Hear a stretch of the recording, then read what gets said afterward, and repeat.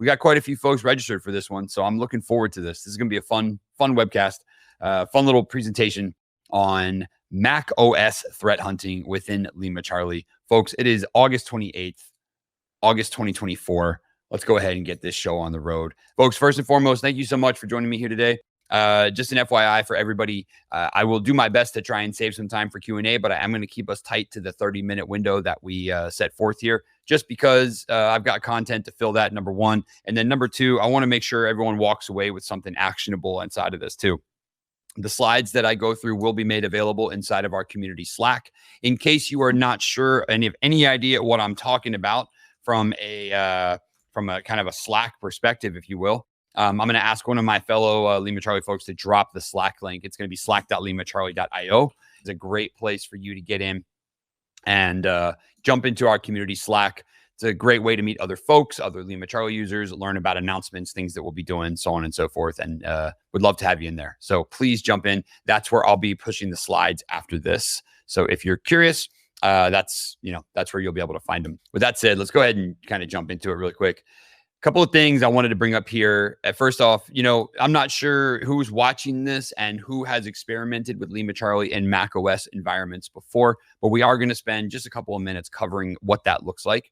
This is a new frontier, new territory for a lot of folks out there. I got to tell you, as someone who spent a lot of time in the incident response, EDR, MDR space, Mac OS has not always been given its fair share of representation. One thing that we're super proud of here at Lima Charlie is that cross-platform representation. So I'm going to talk about that very quickly, just so you can get some insight into what that looks like. And then we're going to get into what I'm calling today's little hunting kit.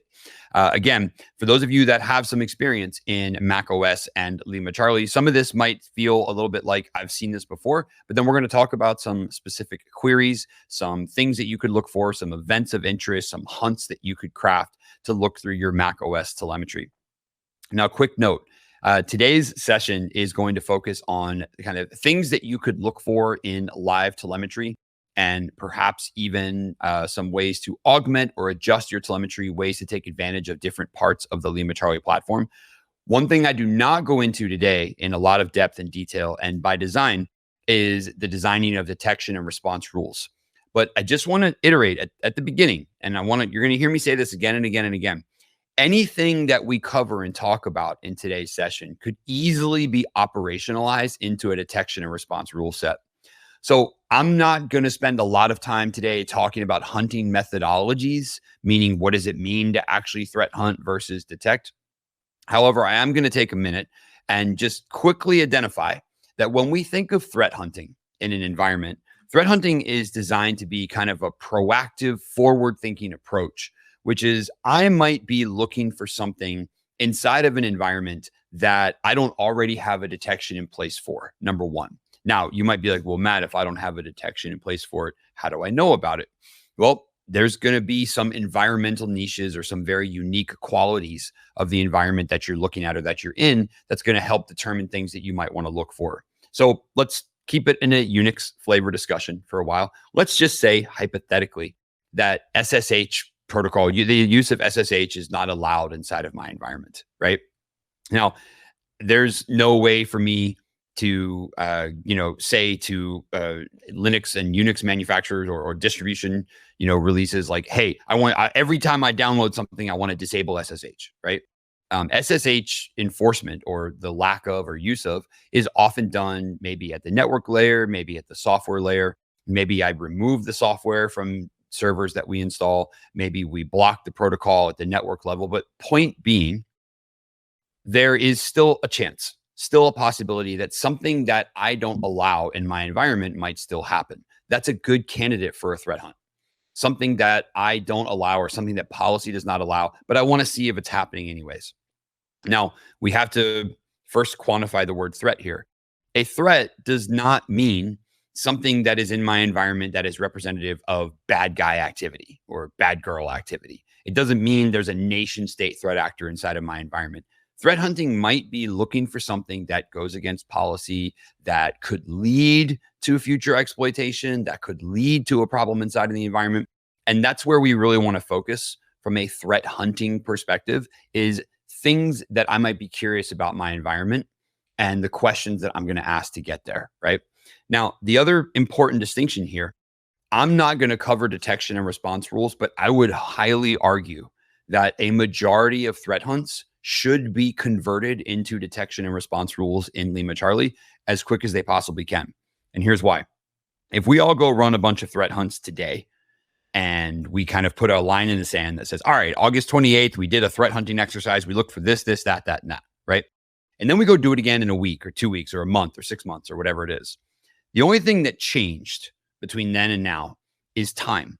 Now, if I do something, if I run a query twice or I run a hunt twice, and the only difference between the two hunts is time, that means I cared about it in the past. And I'm going to venture a guess to say you care about it in the future as well.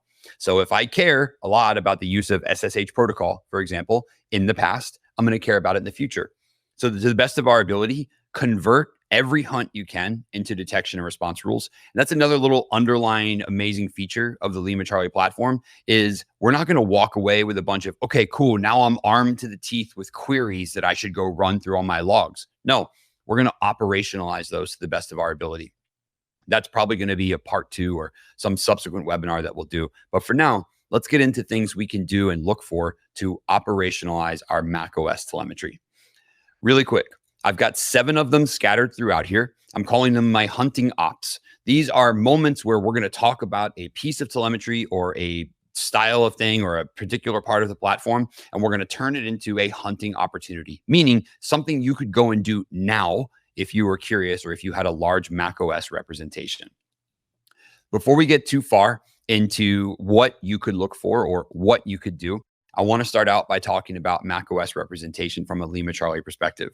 First off, I'm not going to get too much into it, but we are a SecOps cloud platform. We do offer EDR support for Windows, Linux, Mac, Chrome, and Docker. Almost merged all of those OSs in together. One of the key differentiators is that I'm not giving you some sort of half hybrid renamed Linux agent and calling it a Mac agent. We actually have native support for the Mac OS underlying subsystem. Because it is an EDR sensor, I have the ability to ask my sensor questions. I have the ability to say, show me different files. Let me interrogate the file system. Let me interrogate and find out different processes, active network connections, services that might be installed. I can run commands to initiate or enumerate users that are logged in.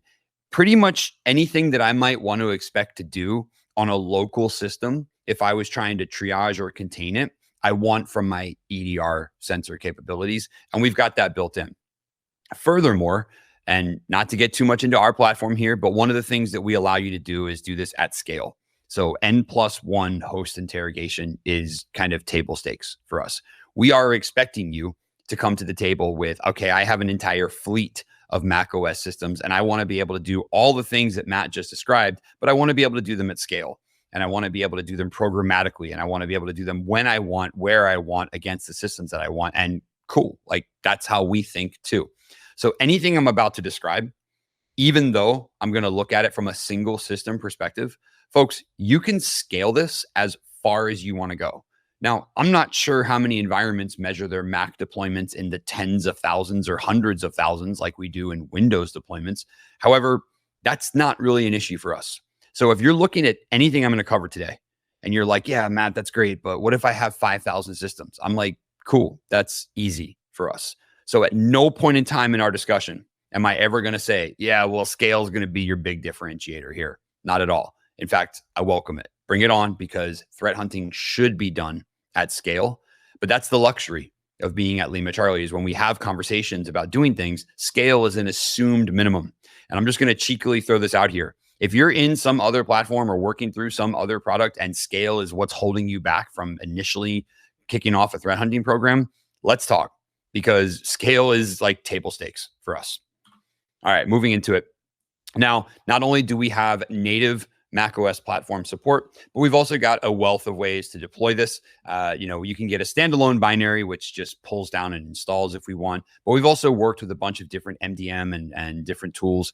We can help bring together package files, cert signs that they can be distributed through things like Jamf, Adigy, Intune, whatever other MDM tools you might have that are out there.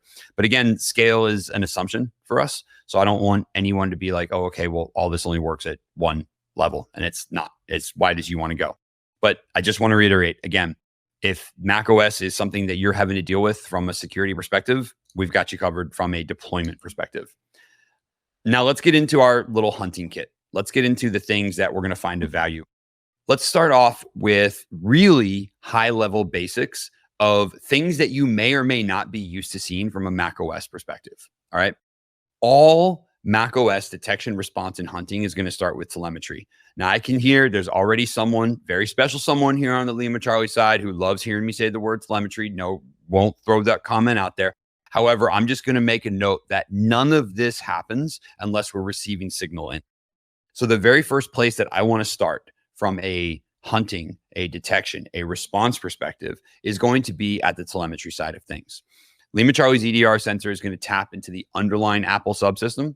It's going to allow us to capture things that I'd expect to see: processes, network connections, DNS requests, file system events, so on and so forth. I actually went in and kind of zoomed in on one of these right here because I want you to see just what a rich process event should look like. Yes, this is a test system that I've got access to, but one of the things that I wanted to call out as things that you should be expecting to see when you are conducting macOS investigations or macOS threat hunts should be very, very detailed granular telemetry. The command line that was run, the file path that was executed, the hash of that information. And then one of our first little points, and this is going to be our first hunting opportunity, one of the other key metadata details that I want you to have access to is going to be the parent process information and then the responsible process information as well. Now, let's pause, because for a lot of folks who are used to Windows environments, you're used to parent and child. macOS introduces another level of, I don't want to say complexity, but another level of fun for us, because we also have this concept of responsible processes. Now, in this case, my responsible and my parent are the exact same. This is a pretty easy lineage to see one is spawning the other. So to walk through the event that we're seeing here, my Google Chrome application spawned the Google Chrome Helper Renderer app, which probably does something around rendering pages or something along that line. The lineage here, the tree that I'm going to follow down, is going to be a parent of Google Chrome, but then also a responsible process of Google Chrome as well. However, this is our first hunting opportunity, is going to be able to look at a responsible process. Now, let's talk a little bit about where this is a key metadata point. So first and foremost, the responsible process is going to be tied to, or it's going to be associated with, the kind of parent-child relationship that we would expect to see in a process tree. However, not only is there a parent process that spawned a sub-process, but there's also a responsible process, which is the original in the root chain that can be held responsible for the, hence the name responsible, for a particular action. Now, in the sense of Google Chrome, what I've got on the screen here might not make the most sense, but let's talk really quickly about something that does make a little more sense.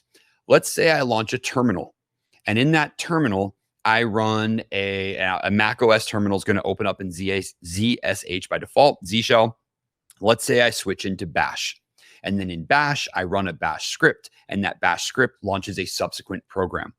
Now, typical process flow will have me go parent, child, parent, child, parent, child, so on and so forth. However, the original responsible process, the one that I'm kind of sitting in and orchestrating all of these indirect changes from, or direct changes, depending on your viewpoint, is going to be the actual terminal app. So the cool thing is, even though I can go multiple steps down the family tree, Apple allows me to come back to that initial responsible starting point. That's going to be hunting opportunity number one, is the responsible process versus the parent process versus the child process that's actually run. And this is where you'll get insight into adversaries who kick off, or I'm gonna say adversaries because that's the one I'm gonna stick with, but you might see this in other cases too. This is where you're going to see potential process chains kicked off. And instead of having to link my way back from parent, child, parent, child, parent, child, I want to go back to the original responsible process and view the grouping. What is this process been responsible for? This is a really, really solid point to have, because if I've got an adversary or someone who's running malicious scripts, and those scripts are kicking off processes, and those processes are doing certain things, think about where your detection might lie. your detection might be 3-4 steps down the chain. Well, that responsible process metadata is going to help tie my investigation back to, this is the one that was actually kind of the parent of the parents, the grandparent or the great grandparent, wherever it might be. But furthermore, let's go a step further and say, well, hold on. If my current detection looks for 3-4 lines down the family tree, why not build a more robust detection that starts at the very beginning? And this is where we can operationalize and write detection rules against or conduct threat hunts. I told you threat hunts are going to lead to detections for responsible processes. And this is where I might want to look for anomalies inside of my environment. For example, maybe it's odd that I have users in certain departments or certain areas dropping into terminal processes. I might want to look for a responsible process of terminal to see what else that thing has spawned, as opposed to simply just waiting for terminal to launch. Could be some really cool hunting opportunities there, hence it being called hunting op number 1. The next piece of telemetry I'm going to bring into this is going to be DNS requests. Folks, this is really straightforward. It's DNS requests. The reason I brought this one up from a hunting perspective, especially in macOS, is because a lot of times, a lot of environments I work with, they don't have DNS request visibility. They don't have the logs that actually can kind of encompass the entire enterprise and show what DNS activity is being done. But this is an extremely fruitful thing to have if I'm going to be threat hunting or looking for activity inside of an environment, is going to be what DNS requests have been made. Now, I grabbed a quick screenshot of a system reaching out to Coinbase because whatever, you can have your own thoughts on crypto, but each one is going to drill into, and I know these events aren't associated with each other, but I'm going to have very key, unique pieces of information, such as what type, what domain name was requested, so on and so forth. Let's bring it into a threat hunting opportunity. Threat hunting op number 2. This one actually is inside of the Lima Charlie UI. This can also be done via the command line or via an API search as well. And this is at the very top of your Lima Charlie UI window. This is your historical IOC search or your IOC search data. Believe it or not, and a lot of users don't know this one, there are key pieces of information from your telemetry cross-platform that are automatically captured and indexed inside of the platform, which means I can quickly run searches against them as well. Great threat hunting opportunity because I'm not writing detection and response rules. I'm doing plain text searching with some wildcard support. So knowing that my initial value was Coinbase.com, I'm going to conduct a quick search for %Coinbase.com. Those of you who remember SQL days, that's basically going to be a wildcard, anything.coinbase.com. Now, you might be like, well, where does this tie into threat hunting? Meaning, how do I get from some indicator of interest to what's going on inside of my environment?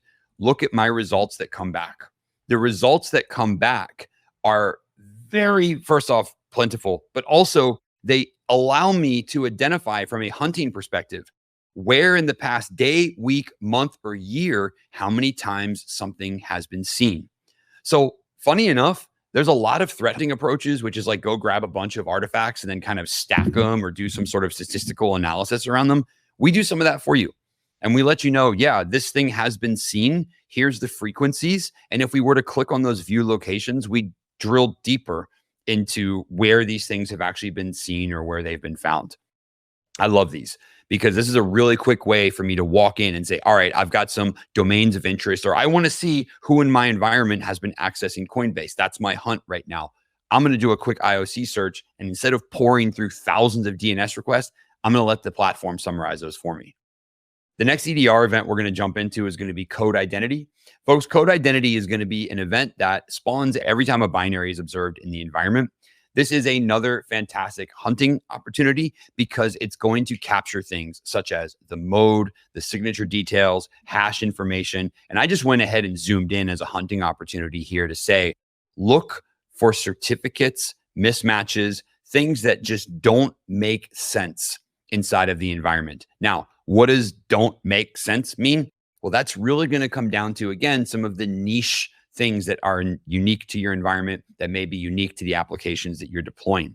One of the things I love about code identity events is that I can take these and marry these up with some of my MDM events. So for example, if I do an application deployment through MDM, I'm going to look and see what types of artifacts are left behind. And I'm going to use these code identity events to say, is there anything that doesn't fit inside of here? Furthermore, This is another great opportunity to get ahead of adversaries that might be bringing stolen or forged certificates or something into the environment, because I'm going to see key anomalies against some of the Apple certificates and things I'd expect to see. So I'm going to kind of use Apple's really rigid certificate signing process against itself and say, if I find something that doesn't fit within expected certs, I know I've got a binary of interest, or even maybe it's a third party or one of those untrusted developers, but I'm going to be, very, very curious to clue in on that one. Speaking of code identity, the next thing that we're going to add to our macOS hunting arsenal is going to be binary library or binlib. For those of you who have used Lima Charlie before, you know what this is, but this is going to take these code identity events and it's going to turn it into your own private library.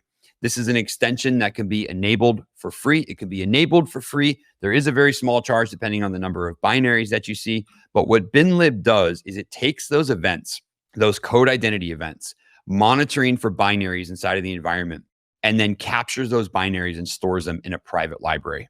Now, we're not uploading any of this to some sort of third-party repository. We're not bumping them all up to VirusTotal. This is a private repository, a private library of the binaries that have been seen and observed inside of your environment. This is an awesome tool for threat hunting through macOS environments, because now I've got this repository of just binaries. So to make my life easier as an analyst, I'm not pouring through thousands of code identity events. I'm not outputting these to another database. I'm letting binary library or binlib handle my data searching for me. I'm going to get key metadata points, file path, the SHA-256, signature information if it's available. And I'm going to, first off, be able to observe this telemetry stream. Number one, I'm going to be able to observe the activities of binlib. Number two, as an extension, binlib itself is a searchable library. I can run and check to see if a hash exists. I can search for metadata to see if a particular set of binaries exists. So for example, show me everything that's been registered as Python. How many versions are we running in there? And perhaps even more important is going to be the ability to Yara scan through this. So my hunting kit opportunity number 5 is going to be utilizing that binlib or binary library extension and saying, okay, cool. I now have a complete collection of all the binaries that have been observed across my macOS systems. Let me bring Yara signatures into the mix. Let me bring in a custom private Yara library, and let me start to hunt through the binary data. This breaks us outside of the metadata events. It breaks us outside of the EDR events, and instead zooms in and focuses on the key binaries that have been observed. And similar to the way that we would do any sort of binary threat hunting, I'm going to look for signatures. I'm going to look for things that don't make sense. I'm going to look for binaries that might violate different policies. They might violate procedures, or they'll just be a straight malware match. You never know. Last but not least, and I told you today's going to be action-packed. Last but not least, the other thing that I want to tap into is going to be the Mac Unified Log. And this is going to be another addition to my hunting kit. So the Mac Unified Log, or the MUL, as you're going to hear me refer to it, is a centralized logging system that's going to collect and store data details from all across the macOS, everything from user down to kernel. Folks, this is an extremely granular log set. I'm going to tell you right now, do not just turn this on. This is not the log source that you want to just sit and scroll through. It is one that must be approached with caution. And if you have a local Mac system and you'd like to see just what that looks like, go ahead and open console or jump into the command line and type in the command log show. And we'll talk about what the predicate is in just a moment. But bring up the console and you'll see just how noisy these things are. So let's just pause right there. All right. macOS has one of the most robust, most granular, most detailed underlying logging subsystems. So of course, we want to find a way to tap into that, to find a way to take advantage of the telemetry that's in there. Now, ways that I go through and I kind of test and work this out is I like to get on the system first to figure out what it is that I'm looking for. So that log show command is going to allow me to tap into the underlying MUL subsystem or the underlying Mac Unified Logging System, and it's going to require a predicate. Predicate's going to be something, filter or expression that we're going to use to narrow down entries. Because again, if I just turn on the fire hose and I'm interested in a drop of water, I'm getting way too much. Predicates are going to be filtered on things such as messages, subsystems, processes, timestamps. I'm going to tell you right now, you don't want to drop a predicate in for timestamps if you're using this in Lima Charlie, because we're going to be focused on event types, not timestamps, but it can be done at the system level if you're curious. A couple of examples of what that may look like. Some of these I kept really simple and straightforward. Let's say I wanted to run logs or dump logs for the Safari process, right? I would just be predicate equals process equals Safari.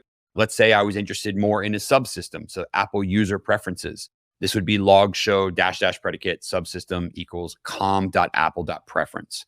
So there's ways to get super granular and dig into them if we need to. I also dropped in another example here where I might be interested in searching through the message contents. We're going to see what those contents look like in just a moment here, but this would be an opportunity to not necessarily focus on the process type, but instead the message that's being sent. Well, one of the cool things about Lima Charlie, and I'm here to talk about how awesome I think some of this is I can actually task the EDR sensor to tap into the Mac unified logs.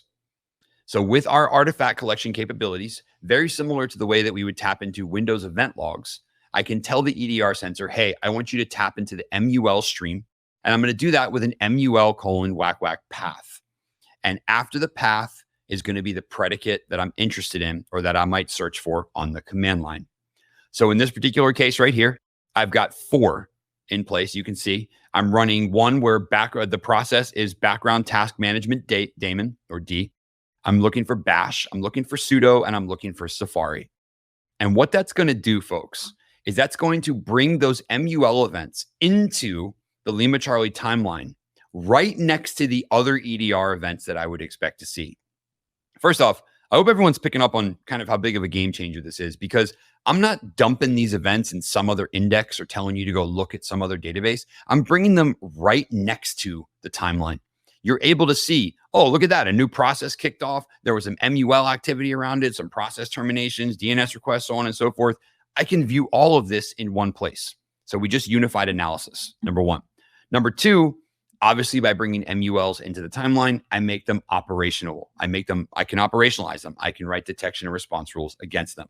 Here's an example of what that looks like, by the way. It is a fully parsed event. It's not just a raw blob of text.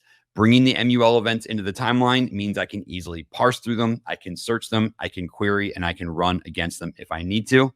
And thus we get hunting opportunity number 6. So this is one. There's a reason I brought in the sudo command.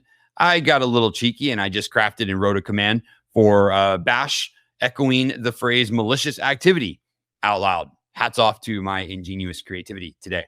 Take a look at that event that got brought forward. First off, my MUL qualifier for this was the sudo process.